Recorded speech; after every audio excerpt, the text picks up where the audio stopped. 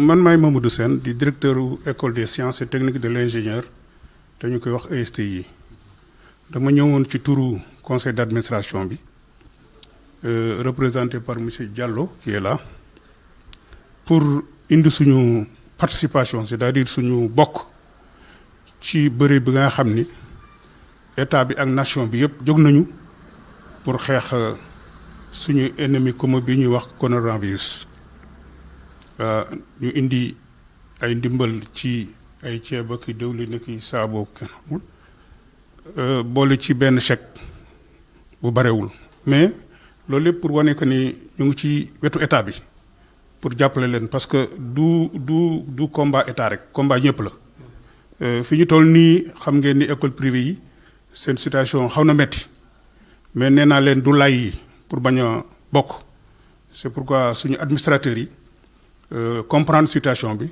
ni daal ak lu metti nañu jëf loolu moo indi suñu présence tey jii di gërëm ñëpp nag merci beaucoup. jërëjëf yéen yore dañuy yëngu lu jëm ci wàllu ay xarala ay techniciens lañu est-ce que ñoom xalaatuñu aussi def dara aussi pour jagleel ko askan bi surtout ci ay matériels yu ñu war a defal. waaw c'est vrai parce que ñun école ingénieur lañu dañuy former ci licence former ci master former ci doctorat am nañ aussi ay formation ingénieur en cours du soir parce que entreprise yi nekk Thiès yëpp presque seen liggéeykat si ñun li ñëw pour former wu pour nekk ay ingénieur donc au-delà de ceci étudiants yi ñu ngi réfléchir ci loolu seulement dafa tombeek période bu nga xam ne suñu étudiants yi ñi ci ëpp dañu nekk stage ci entreprise yi waaw avant affaire bi am presque genn wàllu étudiants yëpp ñu ngi ci entreprise yi di def stage mais li wóor c'est que suñu participation du yom fii daañu war a mën a réfléchir ci beneen forme de participation parce que quand même école cadre lañu waaw te war nañu mën a réfléchir sur d'autres situations. di rafetlu geste bi wax naa ko léegi moom nee na seen modeste contribution mais ñun dañu jàpp ne contribution bu mag la contribution bu rëy la ndax li ma ci gën a neex wax naa ko léegi mooy le fait que moom moo ñëwal boppam ñëw ba ci ñun ne ko mu ne ma monsieur le sous-préfet ñun dañu bëgg a andi sunu contribution ci xeex coronavirus te ni mu ko defee ma gis xam ne daf ko defee yéene moo tax non seulement dafa ñëw mu ne ma wuutal ñu bés xam naa xat ngeen mais wuutal bés ñu jàppoon bésu tey 11h yàlla def ma amoon réunion préfecture ma woo ko dem ba ne ko nañ ko décaler ba 13h don bi nag lu am solo la parce que c'est un don en nature et en espèce xam nga loolu rek ko lecture bi ma ci am mooy kooku yéene la yéene la mënoon na ne jox naa leen mu yëf mais dafa joxaat ñu benn chèque de 200 000 francs mu ngi nii ma téye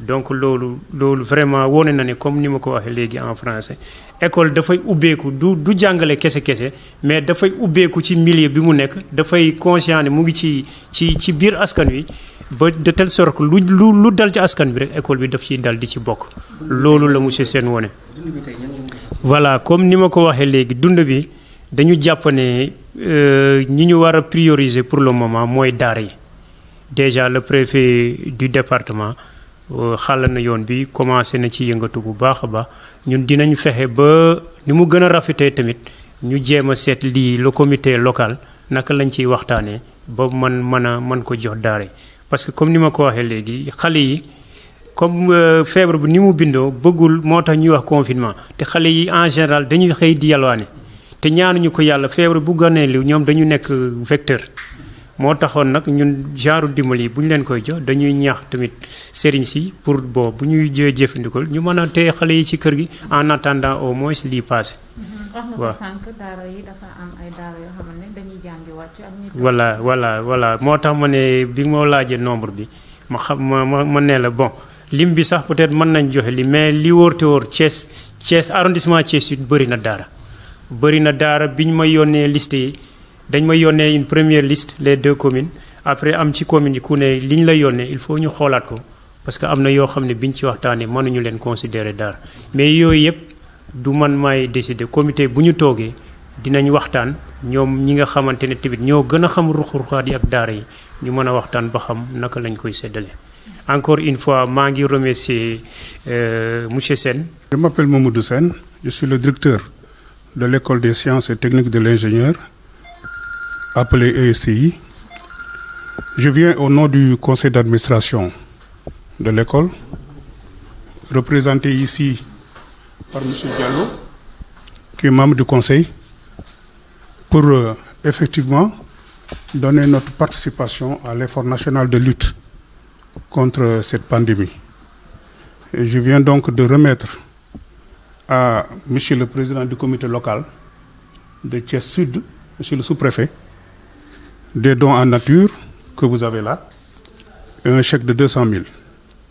C'est vrai que c'est très modeste, mais compte tenu de la situation, et surtout de la situation des établissements privés que nous sommes, nous avons trouvé qu'il n'y avait pas de prétexte à ne pas participer.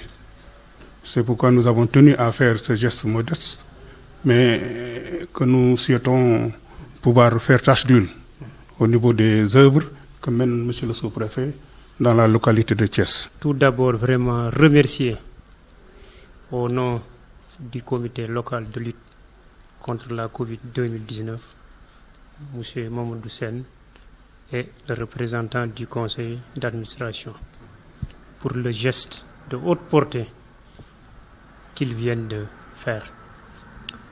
En somme, ils sont conscients du fait que la lutte nous interpelle tous. Et je tiens à préciser que c'est M. Sen lui-même qui est venu vers nous. Et nous saluons cette promptitude. Il m'a dit, Monsieur le préfet, nous voulons apporter notre contribution à la lutte contre le Covid-2019. Quand est-ce que vous pourrez nous recevoir? Et on a calé cette date, et ce jour-là, à 11h même. Mais il s'est trouvé que j'avais une rencontre à la préfecture. On a un peu décalé à 13h. Donc, remercier encore une fois l'École des sciences et techniques de l'ingénieur. Ce geste nous montre tout simplement qu'ils sont conscients du fait que l'école doit toujours être ouverte au milieu. Il l'a dit tout à l'heure, ils forment des entrepreneurs, mais ils ne se sont pas limités à là. Ils ont jugé utile d'apporter leur contribution, qu'il a qualifiée de modeste. Moi, je dirais que c'est une grande contribution. Et nous en sommes très, très, très fiers. On a été même à la limite surpris par vraiment la nature, la qualité des dons qu'ils viennent de nous donner. Et tous ces denrées-là seront distribuées aux populations nécessiteuses? Nous comptons distribuer ces denrées-là à la population, mais quand même nous priorisons les talibés. Parce que comme vous le savez, on rencontre une situation assez particulière avec les talibés. Donc si on parvenait peut-être à les nourrir sur place, on pourrait les retenir dans les maisons. Mais comme tel n'est pas le cas pour le moment, il est tout à fait normal que ces genres de dons leur soient octroyés pour au moins, compte tenu de la situation actuelle, essayer de les maintenir dans les maisons. Il y a combien de daara? Je l'ai dit, j'ai reçu une liste, mais je ne voudrais pas peut-être me prononcer sur le nombre exact. Mais ce que je puis dire actuellement, c'est qu'il y a beaucoup de daara dans l'arrondissement. Maintenant, le problème, c'est que c'est le qualificatif. Qu'est-ce qu'un daara? Bon, c'est une question. Il y a des daara fixes où les enfants vont apprendre et retournent chez eux. Il y a des daara où les enfants viennent des autres départements. C'est la raison pour laquelle nous essaierons le plus possible au niveau du comité local d'identifier vraiment les daara prioritaires et pour pouvoir faire le dispatching.